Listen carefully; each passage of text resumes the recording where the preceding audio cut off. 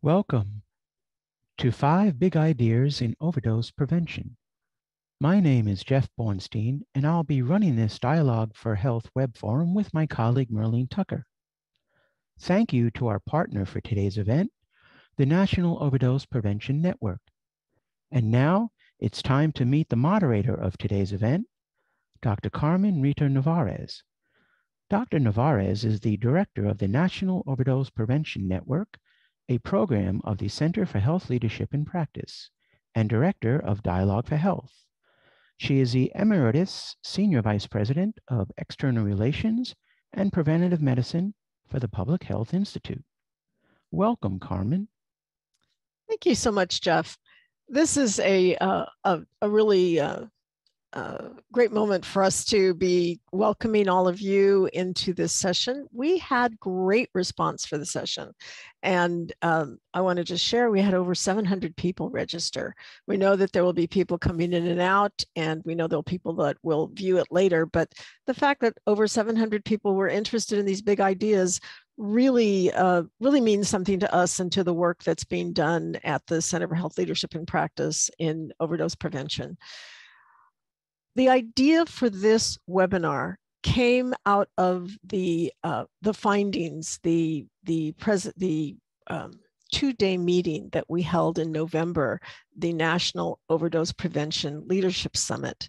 So much really good knowledge and really great pearls and wisdom was shared with all of us. We didn't want to have that knowledge and that opportunity to learn and to really rethink our approaches. We didn't want to have it just sit on the table and just die. We wanted to find another way to bring that knowledge and all of that wisdom to a larger audience. And so today's webinar was born as an idea.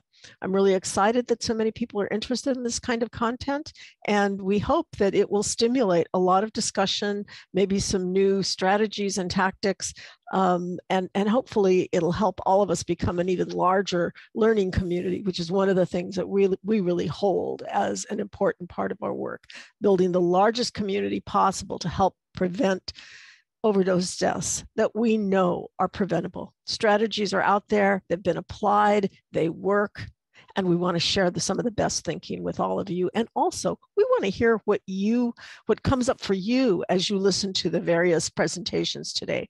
We want to hear what you're using. We want to hear what has worked. We want to hear what maybe didn't work, so that we can just all learn from it, because that's the point. We can learn from each other. And that's why we're holding this webinar today. I want to get the next slide up and introduce my co-host. So Dr. Mary Maddox Gonzalez is a physician and a public health professional with over 30 years of experience in safety net primary care and public health. She was the Sonoma County Public Health Officer and the Division Director, and had also served as the Chief Medical Officer in the Redwood Community Health Coalition of Community Health Centers in Sonoma, Napa, Yolo, and Marin counties. For the last few years, she has also been a coach with us on our National Leadership Academy, as well as a coach for the the California Overdose Prevention Network Accelerator Program. It's really a pleasure to welcome Mary. Thank you, Mary, for joining us. Thank you, Carmen. It's a pleasure to be here. Great. So the format that we're going to follow today is we will be watching some videos. The videos are from the meeting that we just held, and then we're going to open up to some discussion, some opportunity to hear from all of you, and also some discussion Mary and I will share about some of the reflections we had as we hear these speakers on their videos. So next slide. We wanted to share with you what we thought were 5 really big ideas in overdose prevention, as we heard from the many speakers that we had at the National Overdose Prevention Leadership Summit. That summit had almost 45 experts in the field speaking, and it was attended by nearly 400 people. So we felt that there were so many things that were just real pearls of overdose prevention that were important to share with the larger audience. We pulled them together into some video. So we'll be introducing a video for each big idea, and then we'll have a kind of virtual discussion. Mary and I will discuss some of the aspects of the video, but we'll be asking you to put your comments, your thoughts, your feelings into the Q&A, and would very much like to hear what you say, because we will bring it to the audience. We'll give voice to what you're saying, and it helps us to think about what else we need to dive deeper on as we're doing this work going forward. So today we're doing 3 of the big ideas, although I will share all 5 of the big ideas with you. And then later we will be having a second meeting in February, a second video webinar in February, where we'll be able to go over the last 2. We felt there was so much content there that putting all 5 of them in one webinar was just too much for anyone's brain to be able to absorb or pay attention through. So we decided it was better to break down into 2 sessions. Next slide, please. So what are these 5 big ideas? Well, we felt the things that we heard from the speakers were reaching people where they're at, being willing to pivot, don't reinvent the wheel, build partnerships that work, and invest in equity. So again, we want you to reflect on your own communities, the work that you're doing in those communities, what your coalitions are saying, and ask yourself how these ideas might apply to you. And then put that comment, put those thoughts into the Q&A, and we'll try to bring them into discussion. Next slide, please. The 3 ideas that we're going to talk about today are reach people where they're at, be willing to pivot, don't reinvent the wheel. And then again, as I said, in February, we'll come back and look at partnerships and examine equity. Next slide, please. Okay. This big idea, reach people where they're at, is about finding out what are the circumstances that people find themselves in when they are in an overdose crisis, when they are coming up to an overdose crisis, when they've had an overdose crisis, and how do we reach them in the place where they are at? Sometimes that's geographic, sometimes that's emotional, sometimes it's a resource issue. So how do we think about that? What kinds of pearls did we hear from the amazing speakers that we heard back in November? And what are the things that we felt we could share with you? So one of the largest contributors to overdose-related deaths is the inability to reach populations in places where they're marginalized or where they are vulnerable, maybe because of economic issues and maybe because of some natural disaster. But both the crisis and national disasters and poverty, education, housing are issues that make it harder and harder for people to seek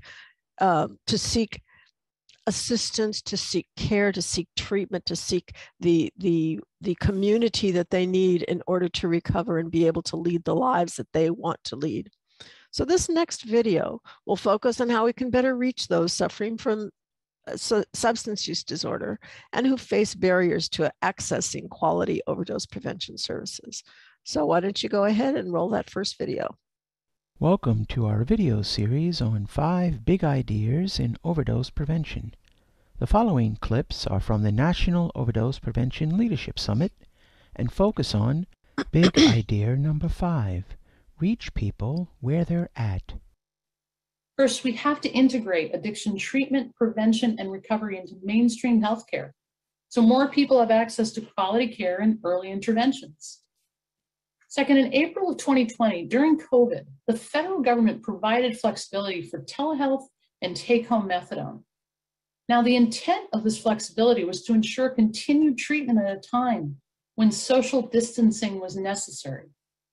And that flexibility appeared to have positive results. For example, a survey from North Carolina found there was little diversion of take-home methadone, and other reports found that people stayed in treatment longer because of these additional flexibilities.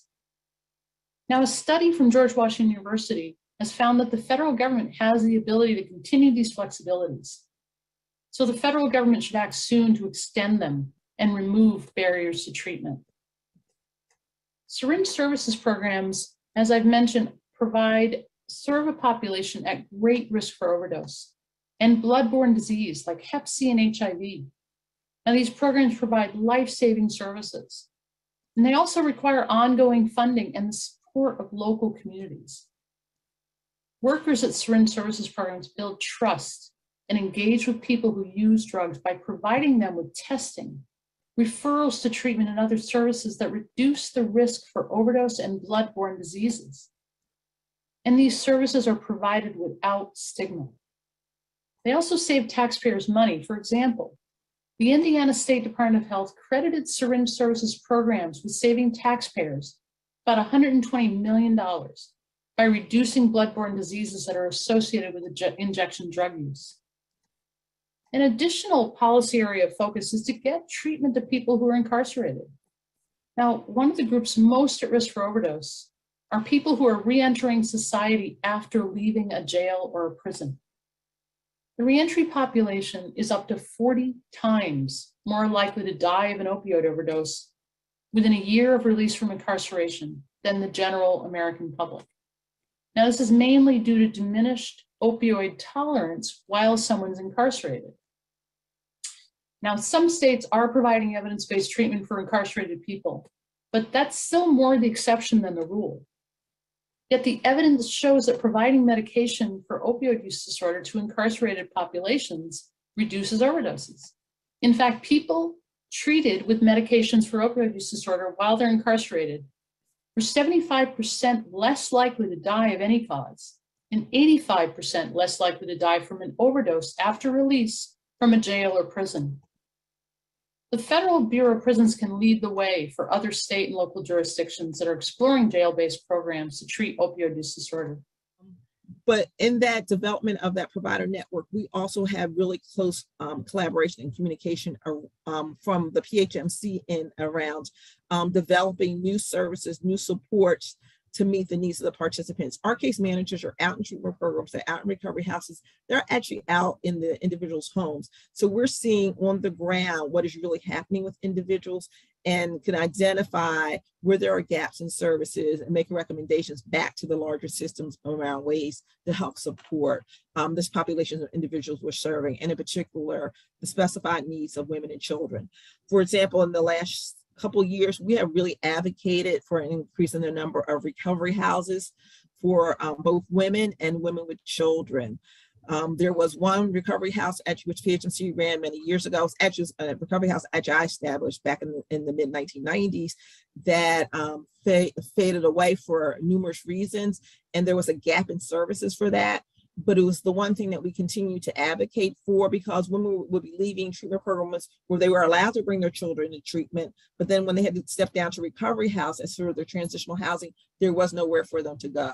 Well, I'm happy to say, because of the advocacy work in the last year, the city has identified at least 2 houses that will take women and children into their program post-treatment as a transition from standardized treatment for women and children. So that's a big win for us, but that's also the role that we play. We continue to advocate on behalf of our participants. So one of the things that happened that I think will be very helpful moving forward for natural disasters, but was spurred from the pandemic, was the fact that the DEA rolled back provisions on something called the Ryan Haight Online Pharmacy Consumer Protection Act. And this is basically a law that previously prevented prescribers from being able to provide buprenorphine and other controlled substances without certain criteria being met. And it was obviously created as a way to protect patients, but it had served as a hindrance to being able to get people started on medications that they needed. Buprenorphine, which is a life-saving drug, and I completely agree, it needs to be talked about just like we talk about other life-saving medications. It is a Schedule III drug, and so previously it could not be prescribed without having an in-person, face-to-face visit. Now we are allowed to prescribe with a telemedicine visit without an in-person exam. There's also been some changes in the way that we can prescribe Librium and Ativan, which are medications that are benzodiazepines, very important for helping people to safely detox from alcohol or benzodiazepines when they're left in a situation where they previously maybe had access to alcohol or their Xanax and now they do not. And so we can at least make sure that they're not going to have, life-threatening seizures or other implications from that process. It's unclear whether this is going to be a permanent change at this point, but it would be really hard to go back at this point. So some of the barriers that people face when there's a disruption to services or when there's some sort of a disaster. So disruption of services like the infrastructure. So maybe programs are closing down, they're not able to open, maybe their bed capacity has gone down, and so they're only able to intake 50% capacity. Furthermore, there can be displacement from their homes. So their location is constantly changing. Mary talked a lot about shelters. People can be in shelters, temporary housing, and they can be moved around quite a bit, maybe staying with a friend in another county or another location. They might have the inability to physically come in because of transportation issues or a geographical change that's now made their bus route or something change. And then finally, just not having stable phone access. Some of the solutions that we adopted and had actually been trying to build before, because the nature of the patient population we serve was to, first of all, have multiple access and locations and multiple modalities. So this isn't always possible if it's a small organization. We have 22 clinics that expand all the way from the border up to North County and then into our rural areas. And so that was really crucial and I think will be crucial for us going forward, in that if we have a fire in Campo in a rural area, we have other centers that we can try to provide people services, although I totally recognize that that's not always possible. Having vans or mobile units is also a really great way to address that. Again, this is with or without a natural disaster. We're trying to reach a population that is constantly on the move. And so a van is a great way to be able to meet people in different locations. Then again, I mentioned being able to try to maintain face-to-face where possible, but also really expand those telehealth services. And that's been really just opened the doors to reaching a broader patient population for us. Direct phone contact. So I feel so strongly about this. What I mean is that if you've ever given someone an 800 number or some sort of number, do not give it to them unless you've called it yourself, because I cannot tell you how frustrating it is to be in crisis and to be given a number and call it and to be sent on a wild goose chase. And so I feel like I talk about this all the time in my organization, and I'm not sure people really understand why I'm so passionate about it. But I think for me personally, I've been on the other end of that as a youth seeking services, and just had 20 numbers, and every one I wasn't eligible for, maybe because I didn't have a baby, or maybe because I didn't have enough felons, or whatever the reason was, or felonies, whatever the reason, I wasn't eligible. And so I really believe in providing phone numbers that we've tried ourselves and that are direct contact lines, where someone picks up the phone and is able to address the person in a compassionate manner and say, you've called the right place, we're gonna get your needs met, and then get them to where they need to go. So when we decided to think outside of the box at Don't Quit the Quit, we really looked at this ability to collaborate with our local WIC agencies. So we thought, could we collaborate with them? Could we talk about healthcare conversations surrounding substance use disorders with women in the perinatal period, and how comfortable are they talking about this? And it's been really enlightening and such a privilege to share the work that WIC agencies do. They are integral to substance use disorder treatment and recovery, especially in our rural communities. They provide ongoing support during this perinatal period, and they really have the ability to fill this gap in perinatal care. Many of you might not be aware that only about 40% of women in the postpartum period ever return for even one postpartum visit to their obstetric provider. Sometimes it's because of the rural nature of where they live and a difficulty getting to those appointments. Sometimes they just don't feel comfortable. Sometimes they may have started with a treatment provider for their substance use disorder, seeing a different provider for their obstetric care. And now, okay, I had my baby. What do I do? Where do I go? And what we've found is that many women feel very comfortable returning and staying engaged with WIC. They've established that rapport prenatally. It's a good, comfortable place for them to go. So WIC support for mothers in recovery actually influences their ability to return to use. It provides them with critical nutritional support to help them sustain their recovery and their breastfeeding efforts while they're in treatment. And it's a place that provides acceptance and non-biased care that helps us continue to break down the stigma that they're experiencing. So what I've heard from working with programs across the country and in California was how to set up a greater network of care that taps people outside of our immediate region when a disaster is constrained by a region.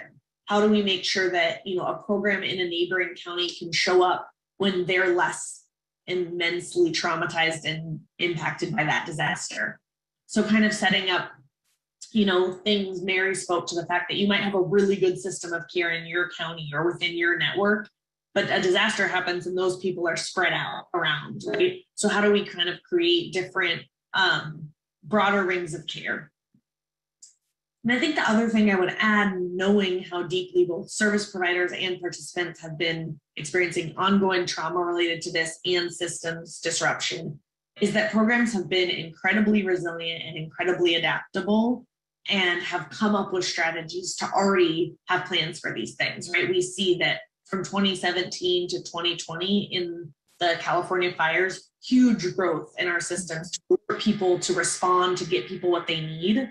And so how do we kind of at all levels and all the populations we're thinking about continue to look back to community, to what they have discovered and implement that in a systems level way? Always considering those people who are the most marginalized and who were often wrote off.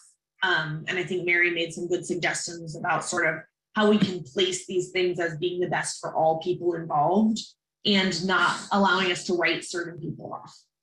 But there are many things the federal government can't do. Only local communities can build a response that truly reflects its unique needs. And our addiction response too often requires people to meet us where we are, rather than meeting people where they are. So building responsive communities, reducing stigma, developing a sustained approach that doesn't treat the issue like it's episodic, that's going to go away in a few years. All of these steps are required to bring down rates of overdose and reduce the harms associated with substance use disorder.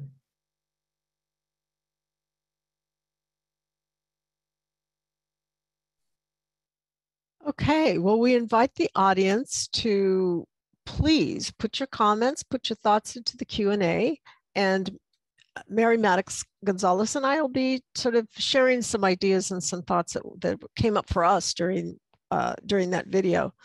So Mary, one of the things I was really touched by was when Mary D. Sjogren was talking about women in the rural environment who had been pregnant and who over the course of their pregnancy had been receiving WIC services and been receiving physician services or midwife services for their medical care, but that only 40% were coming back for their postpartum visit, in contrast to women coming back to WIC who had been going to WIC all along.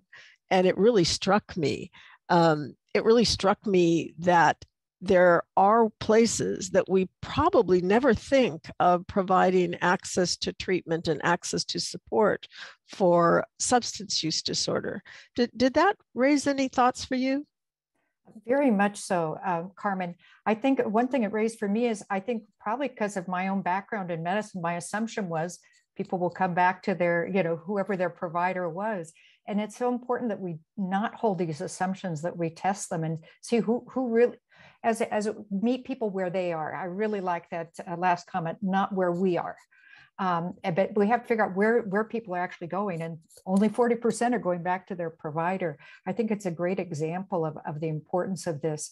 And I think we're seeing in other situations where it's just so important that we are identifying, for example, the idea that another issue that was brought up, that when women with children are in treatment, while they're in treatment, they are able to have their children with them. And we know that women having their children with them is associated with so much higher rates of recovery. But when they go into the transitional housing after treatment, in most places, they're not allowed to have their kids. So really identifying, and that's where women make a choice between being with their children or continuing recovery services. So I think that it's a good example of, we really need to figure out, as you said, not just the physical location, but where are people at? A mom's not going to give up her kids, most women will not give up their children to continue substance abuse treatment when they don't have other support for that. Right. I think those are important thoughts. There's a couple of thoughts from the audience. How do we increase engagement into syringe programs of people who do not inject drugs so that we can provide them with fentanyl test strips and Narcan? And, I think that's an extremely good point to make. And perhaps we need to think a little bit about what was said in opening this session by Regina LaBelle, I believe, about integrating into primary care all of these services. And that word integration really has meaning for me here, because I think that Heidi Olsen-Strait is bringing up a really important point. If we call something syringe services, why would anybody else go there who didn't need syringes? So maybe we should be thinking about that integration model, how many ways we could reach out to people and prevent overdose deaths if we provided people with fentanyl test strips, and we provided more people more access to more opportunities to get the kinds of resources that they need in order to save their lives.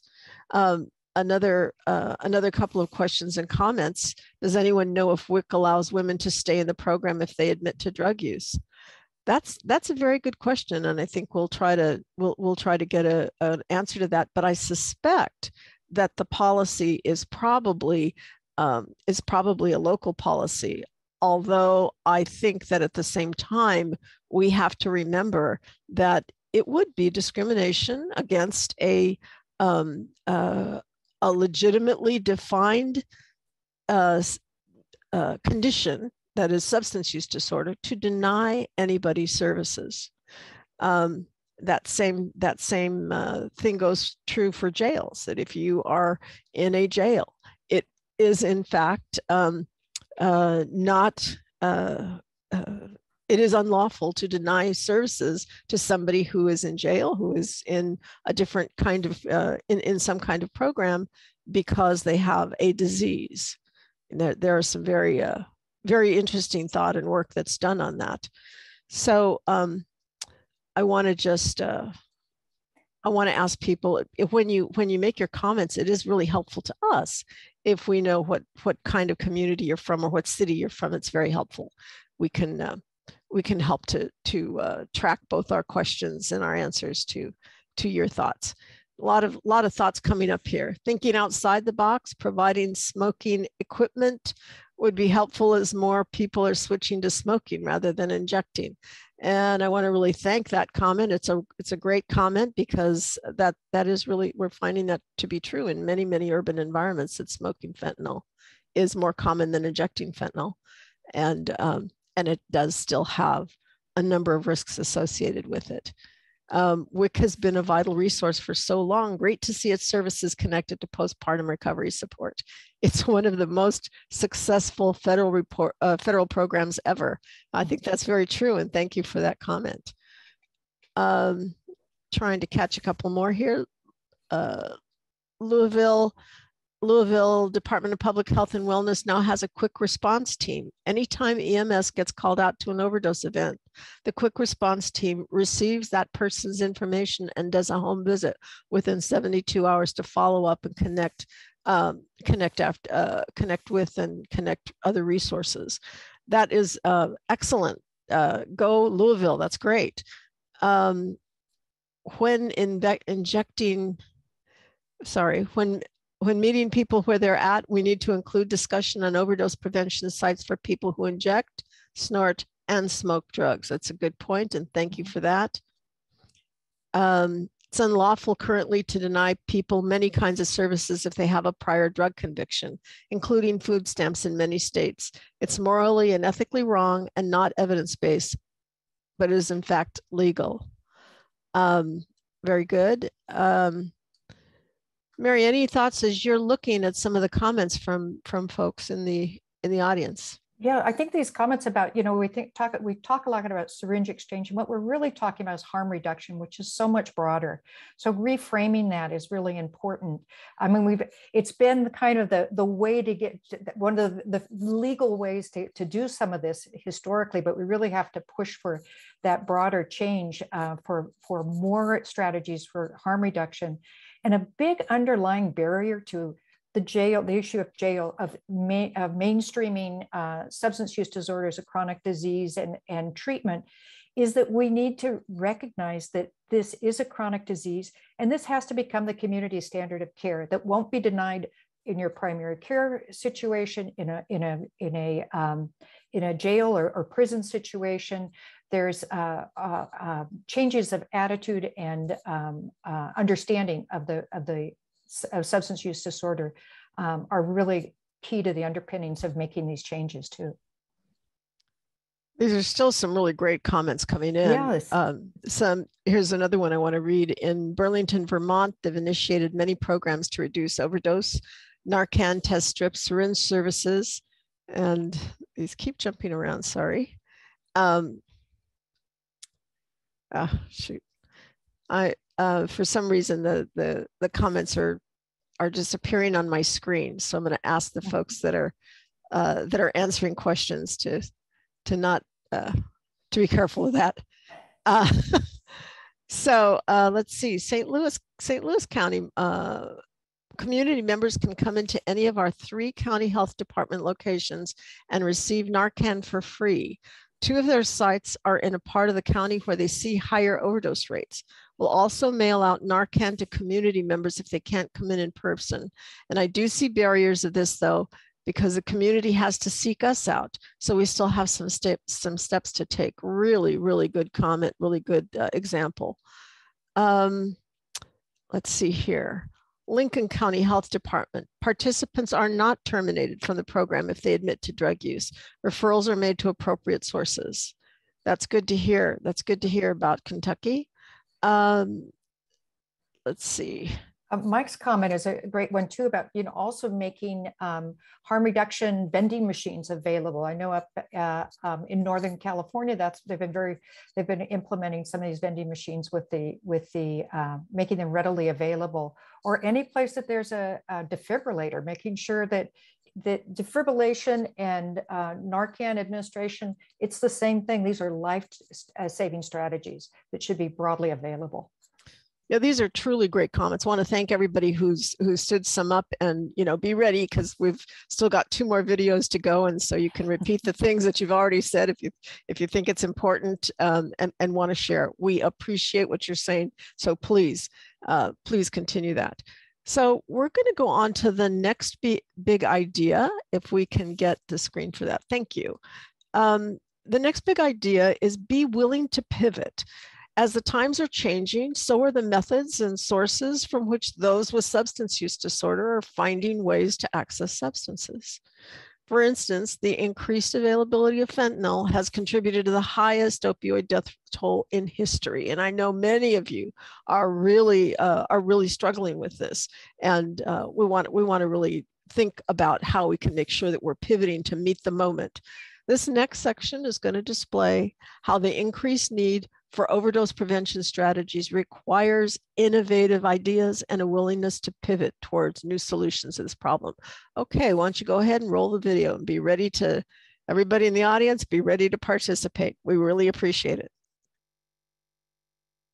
Welcome to our video series on 5 big ideas in overdose prevention. The following clips are from the National Overdose Prevention Leadership Summit and focus on big idea number 4, be willing to pivot. follow the evidence, and invest in rapid innovation. The scientific community has really largely rallied around evidence-based treatments for COVID-19. Not only have we rallied, but we're adapting to changing protocols, treatment protocols, on a near weekly basis. The reason that we have such vast amounts of data and opportunity, funding, vast amounts of funding. Nearly $18 billion was invested up front in Operation Warp Speed to rapidly develop and test vaccines and therapeutics. And it worked. We have safe and effective vaccines that we desperately need now to get into people's arms. We are developing new therapeutics on a near daily basis. The overdose story is different.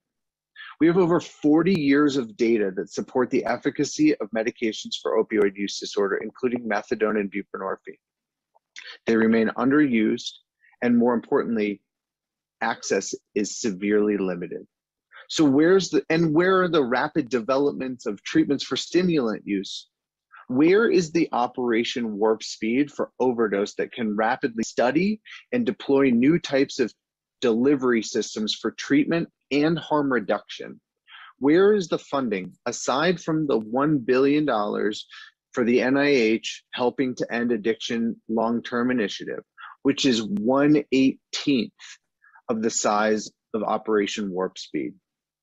To end the overdose crisis, the scientific community needs to endorse treatments that work, reject treatments that don't work, and innovate new therapies as the epidemic evolves. And this needs to be coupled with a massive influx of funding, not table scraps that make it seem like the federal government cares. Wellbeing Trust from its birth was dedicated to innovation. Providence Health, a $30 billion health system, didn't need to just do the same thing. They were asking, we need you to help innovate. So the first thing we did, Julie taking a similar theme, is asset-based. What are the resources and assets and what's working out there that could be spread, that could be scaled, that could be adapted for different settings to be able to get to the evidence base that would be able to demonstrate that. So that was a really big part of where we started, kind of, forgive me, from a do no harm perspective, let's build and advance what's actually working to begin. But when we mapped this social movement for mental health and addiction and well-being and resilience in the field and looked at the gaps, we went right into the gaps. And when we saw that there was no 501c4, we partnered up with Civitas Public Affairs, Bill Smith, many of you know, and we helped start Inseparable. Same thing with Mindful. Same thing with Dan and I in the CEO huddle. We went after the gaps. And I don't want to get ahead on the questions, but in the spirit of time, Karen, I think I just want to say that the de-risking of these kinds of things is the business. And I loved what Julia said before. You made some investments and then the city of Boston invested. That's what we know we need to be doing to be able to get to public funds. But I got to tell you, at least for us at Wellbeing Trust, we got to be on the line, in the playing field, in the community. This isn't like, well, you know, we made a little grant. We'll see how you do, CBO or NGO. We need to be out there asking the questions, engaging others. And most of the things we're doing is skin in the game for Wellbeing Trust. We're on the line to our board for outcomes, not just, well, we made the grant. We'll see what the grantee does. Right. So, and in this period, we still kind of work with this mantra, do what you do best, partner for the rest. So we're really clear on what we're good at and the stuff that needs to happen that we're not. We're all about supporting people who are best of class in that. And we think that's key to the innovation really working. So thank you. I don't know if people saw this story a couple months ago, but they found enough fentanyl. They seized enough fentanyl to kill San Francisco 4 times over and it's just, the fentanyl is clearly in a lot of different recreational substances now. And people oftentimes think that they're doing one thing. They might think they're doing meth or think they're doing cocaine, but in fact, there's fentanyl in it, and they wake up when the paramedics give them Narcan, and they wake up and say, why are you guys here? So this is sort of interesting. You know, the 4th wave of the opioid crisis is now hitting California, and more fentanyl is hitting the streets. And I think we're all here today to learn more about that. And so let's just jump into how we've addressed this and how we think you too can sort of help the process in your own system and in your own county. So this was a discussion between EMS professionals and the public health department, the medical director of public health and the medical director of the EMS agency, and I'm the medical director of the 911 transport agency. And we started talking about like, what can we do to make a difference and what are the things we can offer. So remember, the traditional EMS response to opioid use disorder is a very binary response. You call, we haul. And so we respond, we retreat, and then we transport to an emergency department if the patient is amenable to it. But what's really interesting is that there's really a spectrum that EMS responses can encompass. And there are some novel programs all over the country that may happen before an overdose happens. So there, you could screen patients, you could give resources, you can create safe drug drops, you could do referrals, you could do Narcan distributions. Then there's the actual overdose, which is obvious. But then after the overdose, there's a lot of other things that EMS could potentially do. We could create an overdose receiving center. We could have a warm handoff to public health after 911 or a mobile integrated team. And this team might actually have a follow-up buprenorphine visits for patients who got buprenorphine in the ED. You could have digital surge protocols where if there are a bunch of overdoses in a particular area, the media gets alerted and the social networks get heightened that, hey, there's something out there.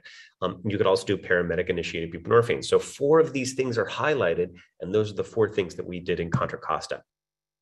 What I'd like to do is compare what this looked like 4 years ago before we started giving this medication and what it looks like now and why that relates. So prior, somebody would come in really sick with opioid withdrawal, vomiting. I have a lot of pregnant patients who come in because we have the setup in my community with one of the treatment centers. And we would start 2 IVs because they're tachycardic, their heart rate's fast, they're very dehydrated, they look really sick. We can't establish an IV because they have been injecting drugs for years and it's very hard to establish access. And this 2 hours of torture for everybody involved, and we don't get anywhere. And then the patient leaves upset and maybe returns to use, right? But comes back later with endocarditis or overdose, right? Whereas what it looks like now is I give a medication that dissolves under that same patient's tongue, and she feels better in 15 to 30 minutes. There's no blood draws, there's no waiting on urine, which is the bane of my existence. And I am able to treat her, and she thinks I'm a hero because she feels better and she's got an appointment the next day. And in my facility, I have up to a 97% follow-up rate. When you make folks feel better, they tend to trust and believe and follow up. And more than 50% of the patients I've ever started are still in treatment. That means those folks aren't coming in with injection-related issues or overdoses. So it is the most efficient thing you can do planning for shortages is to give the right medication at the right time, which is a medication that does not require a huge amount of resources. And then if they're not in withdrawal, providing them a prescription and instructions to start at home. It is the best. So if you have the best thing that saves lives and it's evidence-based and it's more efficient, it will help with emergency department crowding and shortages. Folks who represent parents, our partners at Community Legal Services, people with lived experience, they were really hesitant about adding one more way for the system to potentially surveil them. So all in all, in about over the past year's time or so in working with folks and sort of vetting this tool that we created, which was essentially a series of questions where people could examine their substance use and determine if their use felt problematic and if they felt like they could utilize services and support. We ended up reframing it as a self-assessment. So instead of something that a caseworker will give to a parent automatically and help them work through, parents will just be given it and they can do with it what they may. They can take it privately, think about their use, think about how it's impacting their life, and come and they can decide whether to ask based on the assessment, whether they think they might need supports. And then they can go to their caseworker or anyone else that they might want to go to and discuss what they kind of like found when they used the assessment and thought through the questions. We did not want to create a situation, although we really want better data, we didn't want to get it at the expense of families and at the expense of parents' privacy and feelings of autonomy and feeling like they, were not just subject to the system that had a lot of power over them. So that self-assessment should hopefully be rolled out this fall, and we're hoping that it brings more and more families closer to treatment, closer to support services, and maybe even just starts the conversation with families and folks in the child welfare system a little easier when parents can kind of decide for themselves that, hey, like, I think I might need some help with this and I'm going to ask for it. This image is this incredible representation of the actual molecules of fentanyl on the top and morphine on the bottom interacting with the opioid receptor. The point of this image is that fentanyl is different. It is what they call lipophilic. And what that means is it literally goes into the cell membranes and interacts with the opioid receptor in a completely unique way. The point here is that we need to change our approach with fentanyl. What that is from the policy perspective is currently our hands are tied behind our backs in the United States. Unlike in most developed countries, we can only use buprenorphine and methadone for the treatment of addiction in this country. And buprenorphine is the only medication we can use in the outpatient setting. We need to abandon this policy. So what we need is we need to become consistent with the rest of the developed world, such as Canada and the UK.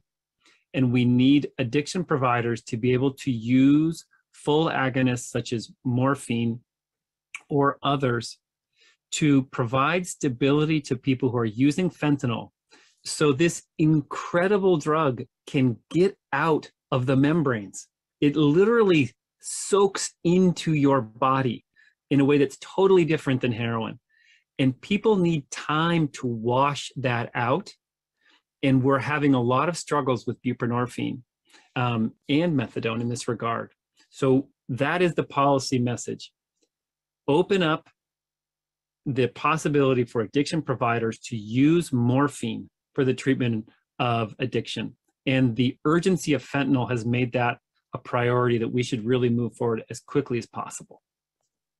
I've been told that for the reasons that I brought up earlier, the nature of the epidemics and the public perception, we're unlikely to ever see a response to overdose that's on the scale of that to COVID. I don't believe it. We're capable. I know this because we have a path. We've done this before. We have a roadmap. Not taking that path, I think, will continue to prove deadly for too many.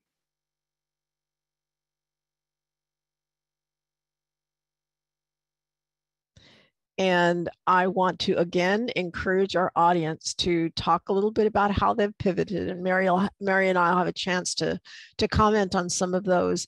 I think that one of the things that really strikes me about the first two that we've seen today is establishing a standard of practice that is really in tune with what is happening right now.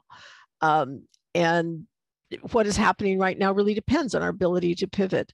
I love one of the thoughts up here that was that talks about friendship benches, where lived experience peers have been around for 5 years, and in New York City, such as Manhattan, Bronx, and Berkeley, strongly dealing with overdose, mental health, grief, loss, and more. And the idea of a friendship bench, to me, just sounds really potent and really wonderful. Mary, are there any of the comments so far from the audience that you want to comment on? Excuse me. There we go. I'm so sorry. I was just going to say that I was so impressed with the speakers talking about the importance of pivoting, with looking at how we have looked, for example, at WIC before, was in the prior video. EMS, the enormous range of options for working with them. And very importantly, as you said, with the community benches, going to those with lived experiences. I think that's one of the most important pivots. People who are dealing with this day in and day out and can really be our strongest partners in pivoting to effective responses. Yeah, I think that's really That's really critical. So here's a great example. The West Side Task Force has created the fentanyl work group to address challenges presented by the drug. The main focus is to ensure all providers in the warm handoff process test for fentanyl, or at the very least, do not turn clients away because their testing does not include fentanyl identification and none is found. So for more information, there's a nice link here in the chat. And then here we are in Burlington, Vermont. They've initiated many programs to reduce overdose with Narcan, test strips, syringe services, low barrier access to MAT, and MAT for incarcerated individuals. The overdose fatality rate continues to rise. Do you have any comments on overdose prevention sites? I'm really glad that you're raising overdose prevention sites, and we do have some comments in the expert testimony that we'll be able to give, but it's really making me think that one of the things that we should bring to you, the audience, is a webinar on overdose prevention sites and what they look like across the country and what some of the theories are for setting them up and why we think they work. And I think that probably would be really useful to so many of us to really have a good deep dive on that issue. They're very, in some places, they're very controversial, and I think we just need to really peel back the wrapping and take a look at what they really are, really could be, and what they could really provide in terms of support. Here's a comment from Pomona, California. I like that she mentioned being able to give Suboxone in the emergency department and to give a prescription for follow-up. We have that program here at our hospital with follow-up navigators. Our biggest barrier is pharmacies. Available at the pharmacy, stigma at the pharmacy, requirements for what is written on the prescription itself, like the MD-X waiver number and the ICD-10 code. There are so many providers that forget to write these things on the prescription, and patients have to come back multiple times. This is crazy. When talking about a patient in withdrawal, causes unneeded stress and causes patients to go back and use. So I'd really like to ask Mary, any thoughts on that? Well, I think it points out how where we can sometimes know what works, but there are some barriers that we may not have identified, and really to think about it sort of as that individual who's using, how they're walking through their experience, and where we need to make sure that each one of those steps, and the pharmacy is pivotal.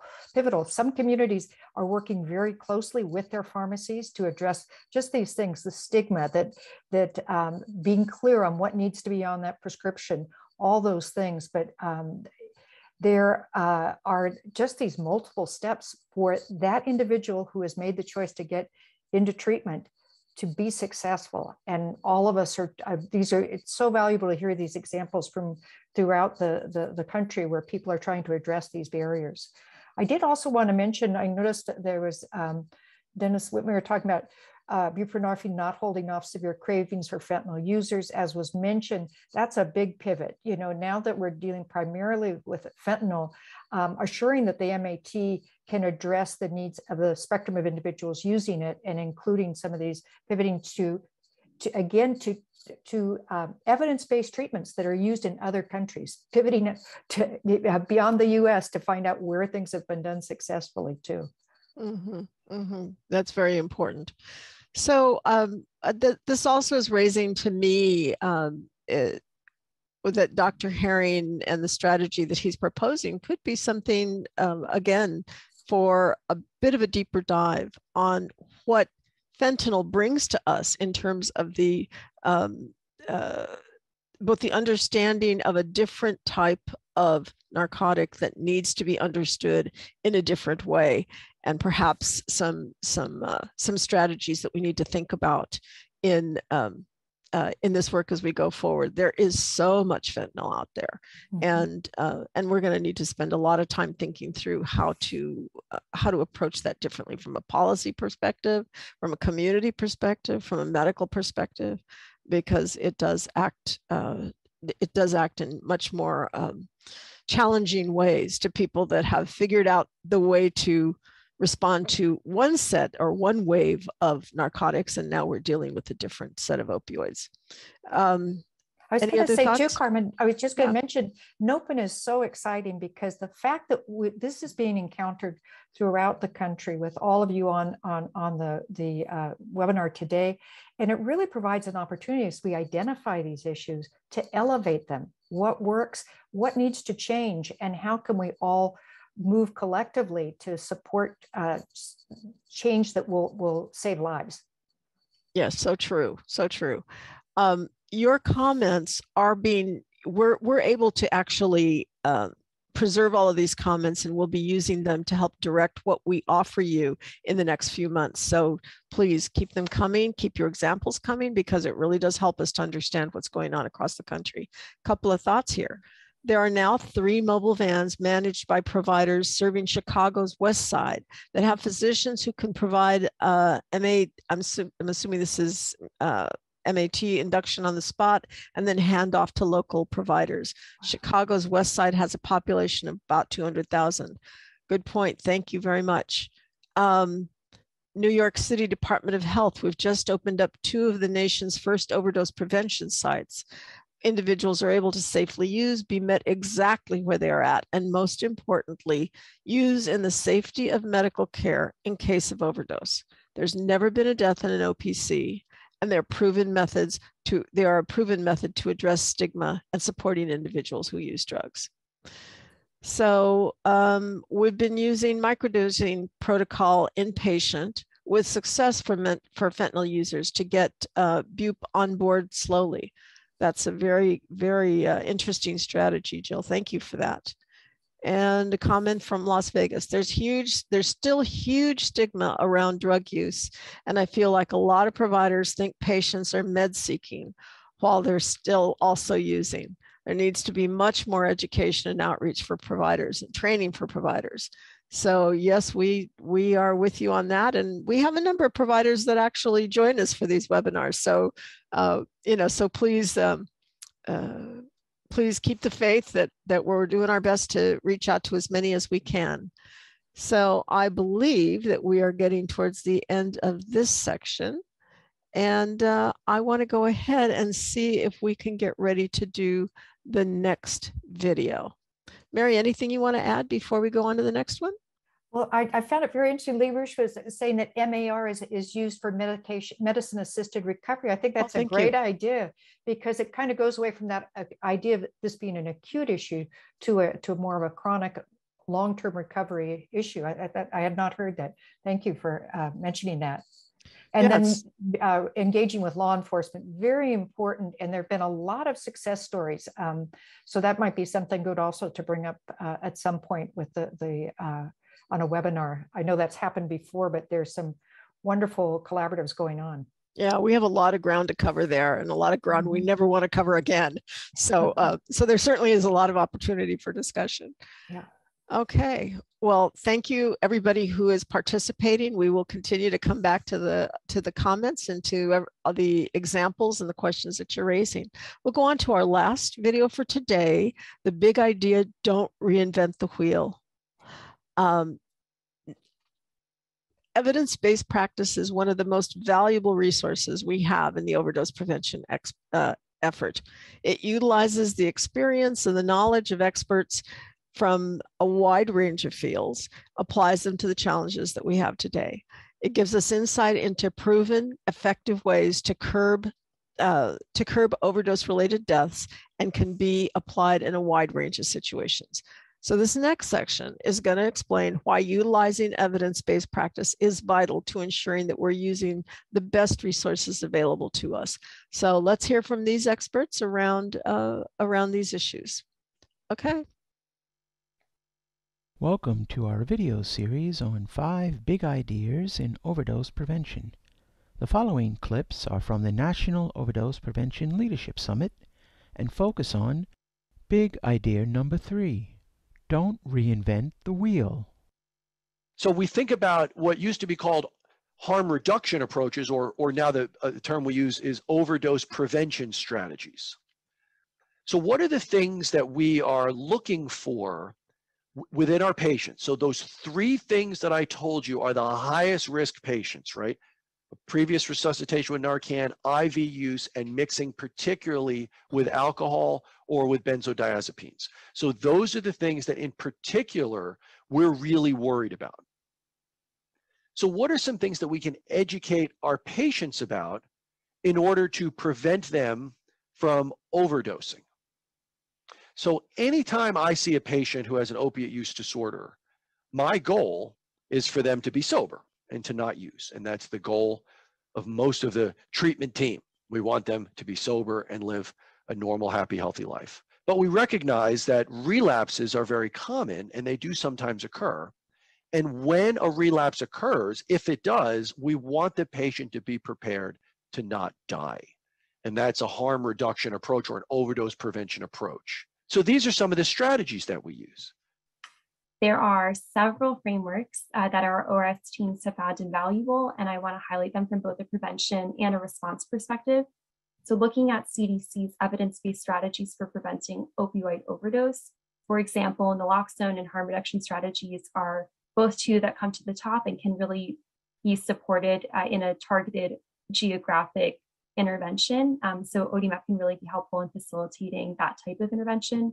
And then there are at least 3 different response frameworks which target different audiences and can provide a lot of examples and ideas about how ODMAP information could be used in a response. So the first one on here, just the ASTHO framework is really developed around suggestions of creating an overdose spike response team and an overdose spike action plan with a framework that is defined around what to do in different timeframes. So phase 1 is their pre-incident planning, phase 2, immediate phase, which is mobilization through the first 12 hours. Phase 3 is really more through 48 hours. And then phase 4 is, that longer term planning. And then within NACHO is really recognizing the role of local health departments in detecting spikes and responding to them, but also encouraging that cross-sector collaboration. They emphasize the need for planning, execution, and evaluation of spike responses. And then the final one I wanted to highlight on here is Washington-Baltimore HIDA's spike response framework really provides a comprehensive picture of the roles of different partners with a lot of examples of how it's being implemented in different locations. The California Bridge model, with the low barrier to treatment, a connection to care and community, and a culture of harm reduction, we have found that with this model in place, for every 10 patients in the ED with opioid use disorder, 6 are willing to receive treatment and 4 are willing to engage in follow-up MAT care. The goal is for all 10 to receive take-home naloxone so that we can meet people where they are at, whether they're ready to engage in treatment or not, to increase the safety for everyone using substances in our community. Many look to prescribing naloxone as a solution. However, one study found that for patients at risk of overdose, only 11% were prescribed naloxone, and only 1.6 of those at risk actually filled their prescriptions. This is an unacceptable number in the face of an overdose epidemic. As community naloxone access points, EDs have many favorable features. They are always open, and they are mandated to treat everyone regardless of ability to pay. Now, if you think back to AIDS in the 1980s and the enormous stigma that existed, and where we are now, where AIDS is a treatable illness, there are 2 things I think that come to mind for me. One of them is how the medical profession mobilized around the availability of effective treatment and really helped save the lives of so many people. The Ryan White Act was so important to that.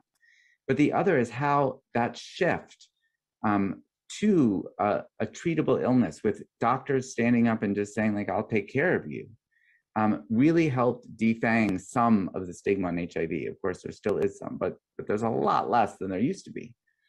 And I really think that that can happen with the healthcare system. So I'm going to end with just some thoughts on how to accomplish that.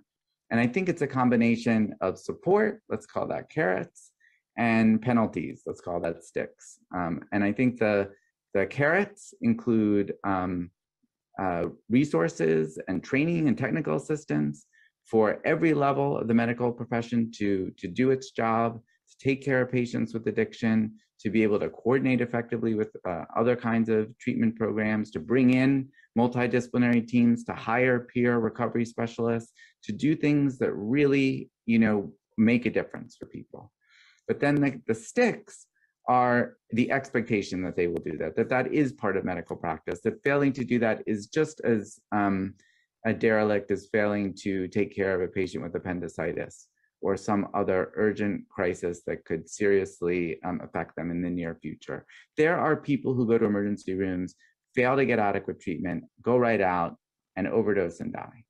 And I think the opportunity to make sure that people have access to good treatment in every chance they get when they interact with the healthcare system is absolutely essential. It is frankly the kind of transformation that we did for COVID-19 should happen for overdose. You know, I remember, I'll end with just one tweet that I saw from, I think, a clinician at Mass General who said, I'm thinking back to all the people who said it would be too hard for me to learn how to prescribe buprenorphine, who are now retraining as intensive care unit physicians in a week to take care of COVID, you know? So we just need a little bit of that dust. We know that it can happen. We know that more support is needed, but if we can get the healthcare system there, I think the benefits will be enormous. And there are counterexamples that we can learn a lot from. So here I begin the global comparison part of my talk. If you look to France, which is often held up as an exemplar by advocates for buprenorphine treatment, buprenorphine expansion in the US, from this graph of buprenorphine prescriptions versus overdose rates in France, you see that in 1995, which is when buprenorphine was introduced in French primary care doctor offices as a treatment for largely heroin injecting immigrants, low-income people, a public health measure to protect them from HIV and overdose. In 1995, when it was introduced, and then for the first 5 years after that, you'll see an 80% drop in the overdose rates as buprenorphine was taken up. So this is hailed as a success of the molecule of buprenorphine by advocates in this country. But what advocates in this country often don't mention or don't know is that in France, buprenorphine was introduced in a very different context for a different purpose. So it was introduced as an overdose prevention and HIV prevention public health measure for low-income immigrant injectors, not as a profit-driven commercial product for a middle-class white market. So very different.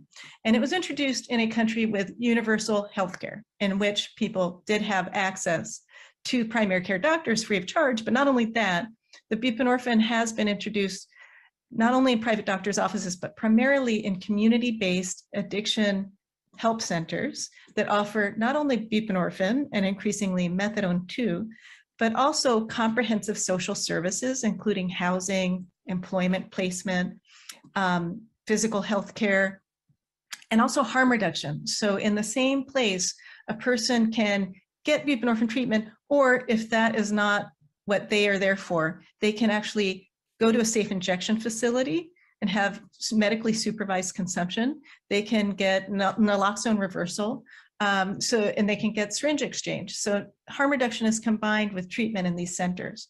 So a key driver of the epidemic is the substance use disorder. So we need to expand access to addiction treatment services. So this is a quote by Nora Volkov, the director of NIDA.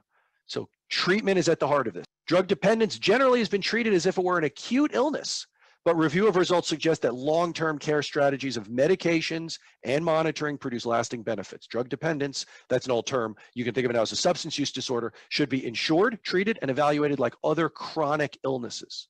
And that was from Tom McClellan, a former drug czar.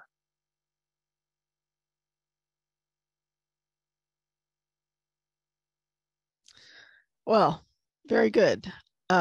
We have a number of other thoughts that have been shared with us, and I want to just ask everybody to again jump into the chat or jump into the Q&A, and please, please comment, please share your experiences, share your thoughts about how you've borrowed and adapted for your local coalitions. How do we get to where we need to go without having to completely develop our own strategies? How do we borrow better? How do we adapt better? How do we pivot better? How do we get where we need to get to better? So just a couple of thoughts. I want to go back for a moment and comment on on Dr. Helena Hansen's comments about France and the whole idea of being able to think about recovery, think about preventing deaths from a perspective of prevention, from looking at a population saying, what do we have to do to make sure that people don't die? How do we make sure that we give them what they need in order to survive and live better? And in France, what they did was to not just provide the medical treatment, but to also look at those social determinants, the things that allow people, that support people to make their lives work, because recovery is also part of making your life work, not just managing the drug. So again, we ask you to please, please insert your comments into the Q&A, and we would be happy to read your thoughts. Anything that came to you, Mary, from listening to that last video? Yes, just that everybody on the call today and the various coalitions throughout the United States have come up with these incredible models. And so sharing those, and I think that's a real role for NOPN, that these are available so that you don't have to reinvent them. I was impressed with, just the number of, for example, CDC, ODMAP, all these different groups. If you are wanting to chart, the overdoses in your community, that exists. But there are some areas where we're still learning what are the best practices. I thought a good comment was that what are the best practices talking to teens about fentanyl contamination to many different drugs. I think we're still working on some of these areas too, we are in this fourth wave, as was mentioned earlier. So what we've learned, and as we learn, it will be very important to share that information. Yeah, thank you, Mary.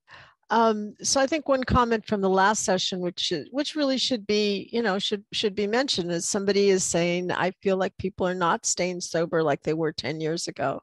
I've been in the field 24 years. Insurance, including Medi-Cal, don't require 12 meetings, a sponsor, being compliant with medication. Lack of accountability is what I see. So that's important to recognize and to give voice to that observation. And I think we should all just take a moment to think a little bit about how that sets on what we think we see. Let's see, there's a couple of other comments here. Josh Luftig provides step-by-step directions on naloxone distribution programs. And if you get a chance, please go to the website for NOPLs, which we will share with you in a bit, and watch the entire presentation that he gave, because he really did do a wonderful job about how to set up, how to make a naloxone distribution program work, what kind of a philosophy to use as you go into that type of a service, and how should we be thinking about making sure that every single person who might possibly come in contact with somebody who might need naloxone has it in their pocket, and make sure that it's able to be administered at a crucial life-giving moment. A comment from audience: I currently work at a Medi-Cal managed care plan in Santa Barbara and San Luis Obispo County, and we do treat substance use disorder as a chronic illness. And I run our substance use disorder disease management program and work with community agencies to meet the needs of our members. We also have social workers to meet the psychosocial needs of those enrolled in our SUD program. That's excellent to hear. Thank you so much for that. One strategy benefiting people who use drugs in Vermont is the wide training and utilization of recovery coaches. They're available at recovery centers, emergency rooms, other locations free of charge. Most are in recovery themselves and very successful at engaging people. They utilize a harm reduction approach. Okay. Medi-Cal programs can only recommend evidence-based treatment, and because there is no tracking in 12-step programs, we cannot require that as with any other state-funded program, even though we know they work very well. That's a very helpful comment. Any guidance on best approach to talking to teens regarding fentanyl contamination? in many of the different drugs they might be tempted to try or experiment with in navigating adolescence. I'm glad that question's been raised, because we found a lot of interest in the issue of drugs and youth in our last few webinars and our last few sessions. And I think we're going to need to really spend a little time maybe bringing back a session or two, just focusing on speaking with youth, engaging youth, getting them really involved in creating the solutions that they can hear and make sense of, because I think that is one of the issues. We don't know what they hear. We don't know what they respond to, and we need to find a way to really engage the user in this case, the young people, and figure out how they see what we see from entirely different generational lenses. Any thoughts you want to add to that, Mary? Just to underline that too is trust, as with so much of this. We are seeing some coalitions that are actually youth run and youth focused, where there's a high level of trust. So we're looking forward to learning more, and we certainly encourage anybody who knows any success stories to let us know too. I did want to make one comment. Nadreen Baladi Busian had mentioned, we talked about pharmacists and how important it is to engage them, but she was mentioning the constraints that the pharmacists are under and how important it is to address that. And to me, that just points out that how powerful coalitions are in addressing this, because each of us kind of knows our aspect of it. As a physician, I may know a part and may be aware of some of the issues that are constraints or barriers, but a pharmacist is going to say, yeah, it may seem like you just do this, but there's this barrier over here. And having all of that information from the various partners is just incredibly helpful in addressing things locally and identifying what needs to be elevated to a state or national policy. Thank you. Thank you. I think that there are a number of other things I want to lift up here from our audience. Illinois now has an Access Narcan entity, where in any entity, a hospital, a CBO, business, church, police department can enroll to be a drug overdose prevention program and receive Narcan at no charge. $11 million has been allocated. That's a truly excellent idea. I'd be interested to see how that works and how many in particular businesses and churches really get engaged in that work. One of the things that we understand from working with coalitions across California is that the more partners you have, the deeper you reach into your community's assets, the more effective you are in both understanding what your community needs, but also being able to bring to bear all of the people that could be partners in doing this work with you. They're very motivated. They might not be substance use treatment navigators, but they're people who have a lot of heart and a lot of interest and could really be important parts of the work that we do. Another comment from audience, we borrowed from the California Bridge model for our local ERs, and California Bridge team has been amazingly supportive.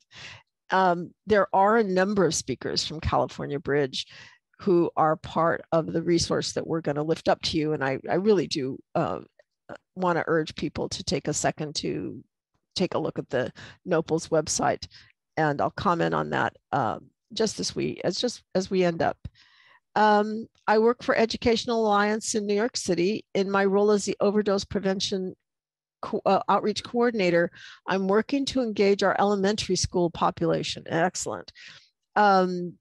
EA has four elementary schools and facilitates naloxone training to inform our youth of opioids, fentanyl contamination, and to make informed choice in the event they engage in the utilization of substances. This is excellent, excellent. Even many more comments here. I worked in syringe services for over 20 years in urban and rural settings. Almost half of the fentanyl-related overdoses are among people not using opioids, and there is no injection equipment found at the scene. What are best practices to engage all drug users into syringe service programs? Very good point, and thank you for that. We're coming up on the time, and I want to make sure that I just get a couple of more comments in here. The hard part with teens is getting through the school districts, as that's the best avenue to reach kids. I was able to get NA 12-step literature approved in one area high school district. Lompoc has a youth opioid response center that provides MAT for minors from 12 to 24. That's very impressive. I'm glad to hear that. Let's see if I can get one more in. Okay, who might be the last person here? Go into churches since schools are resistant. That's a very that's a very good comment. Mary, anything else that you'd like to add before we start to close up here? Just there was one comment about homeless populations, individuals who are unhoused, multiple challenges. So important to engage individuals in these risk reduction strategies, and assuring that there's some really fascinating ways to access through telehealth to actually homeless encampments, providing, identifying, and assisting with MAT. A lot of needs to, I wish we were in France and it included housing support and some of these other things, but really looking at the totality of the issues that are being encountered by individuals who are unhoused. Yeah, good points all. Well, one of the things that we've discovered as a result of today's webinar is that there are lots of people out there doing amazing work. We're taking all of your content, all of your ideas, all of your questions here, all of your comments, and we'll be thinking about ways to bring some of the hot topics back to you. Just to go on to the next slide. Okay, so there were 5 big ideas that we came up with as a result of our National Overdose Prevention Leadership Summit. And just going through those again: reaching people where they're at, being willing to pivot, don't reinvent the wheel, build partnerships that work, and invest in equity. So for those last 2 themes, our next session will be on February 9th, 11 to 12 Pacific time. And it's going to focus on these 2 big ideas in the same format that we use today: build partnerships that work and invest in equity. Okay, next slide, please. So hoping that you can join us next month for our next 2 webinars, the last 2 big ideas, and also that we're offering a mental health first aid training, which will be offered periodically throughout the year. This is one of the things that we really have found in our work with coalitions across California and others across the nation that has been just so helpful, particularly because we're in a time where it's not just overdose, it's also COVID, and it makes this work so challenging and so difficult. And we need to be able to find the ways to self-care better, to provide support in these critical crisis moments. And the mental health first aid training is really useful for helping us to find that traction. So last slide, please. Want to make sure that you all have the connection to us. It's nopn.org/contact. Make sure that you any questions or any ongoing thoughts that you may have about what we bring, about what we could bring, about resources that or experts that that you think could do a good job. We want to get them up into this opportunity to speak and to share and to stimulate conversation, because this is how we keep this movement going. The movement is really important. The sharing of ideas, the learning from each other, hearing from people who have controversial ideas and who have controversial things to say, listening to what they have to say, taking from that and growing from that as a strength. That's something that we can do, and we can do better all the time. I thought we had the address for Nopals. We don't on here. I apologize for that. And if you will look at nopn.org, if you go to that website, we will put up there the address for Nopals. So the Nopals website does have the entire 2-day videos. So everything we excerpted for today is available on the Nopals website. We'll make sure that featured very prominently on the very first page of nopen.org is the link to that. So thank you to everybody who participated today, and I hope we see you again soon.